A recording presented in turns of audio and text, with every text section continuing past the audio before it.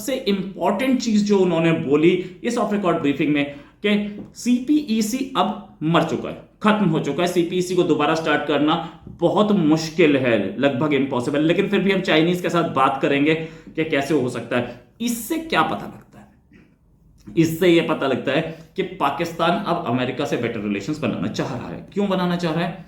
क्योंकि सीपीईसी से नहीं आ रहा पैसा खत्म, अमेरिका से ही फंडिंग आ सकती है, तो they want better relation. Shehbaz Sharif खुद तो दिख रहे हैं कि वो अमेरिका के फेवर में जाते दिख रहे हैं, अगर उन्होंने ये स्टेटमेंट बोला है। वरना वो बोल सकते थे कि सीपीईसी का हमारा दूसरा एग्रीमेंट साइन हुआ है, इमरान खान साइन करके आए, मैं जाऊंगा वहां जाके बातचीत करके और इन्वेस्टमेंट लाऊंगा।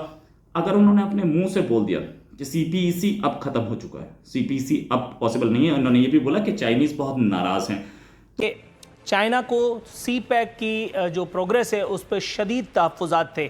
यानी कि इससे पहले वाले जो सी पैक के चौधरी साहब थे वो जो हमें बता रहे थे, जो हुकूमत पाकिस्तान हमें बता रही थी, वो सब कुछ एक झूठ नहीं, फ्रॉड था। वज़ीर-ए-आज़म पाकिस्तान ने इस बात पर मोहर तस्दीक सब्त करते हुए एक बयान दागा था।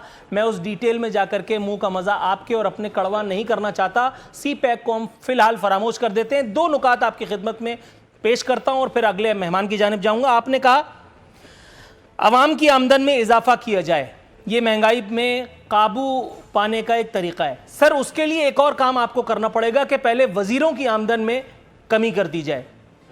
कोई पेट्रोल बहरान में अरबों रुपए निकाल के ले जाता है और फिर सादिक और अमीन उसको साइड पे कर देते हैं। ये हो गया एहतसाब। ये एहतसाब की एक अजीब शक्ल है कि मैंने इसको हटा दिया और उसके बाद फिर कोई दूसरा आ गया उसकी जगह हमसे बदला लेने के लिए। लेकिन ये भी मुमकिन है कि चाइना थोड़ा बहुत वरीड जरूर हो, क्योंकि इस वक्त जो एफर्ट्स हो रही हैं कि चाइना और पाकिस्तान के दरमियान कुछ वेजेस ड्राइव की जाएं, तो हमें उसके बारे में एहतियात से काम लेना और हमें कोई ऐसा कदम नहीं उठाना कि हमारे ताल्लुकात चाइना के साथ किसी हवाले से भी उसमें किसी किस्म की मिसअंडरस्टैंडिंग पैदा हो, क्योंकि पहला कदम मिसअंडरस्टैंडिंग का ही होता है, तो हमें उससे भी बचना है।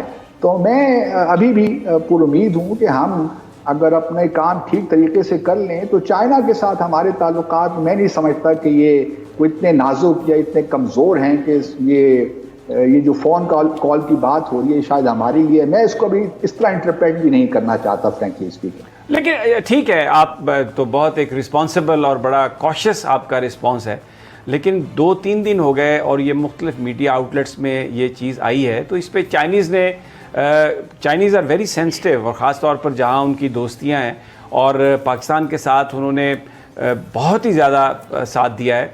कश्मीर के मामले पर सिक्योरिटी काउंसिल में जो गुफ्तगू हुई है वो उन्होंने की। फिर जब सऊदी अरब ने पैसे की डिमांड की तो 12 घंटे में पैसे भी उन्होंने हमें वो दिए जो हमने उनको पेमेंट की। हर जगह पर चाइना जो है वो पाकिस्तान के साथ खड़ा रहा है, और अगर इस तरह से मीडिया में रिपोर्ट हुआ है तो 2-3 दिन गुजर गए, इस पर हमने कोई चाइनीज़ डिनाइल भी नहीं देखा।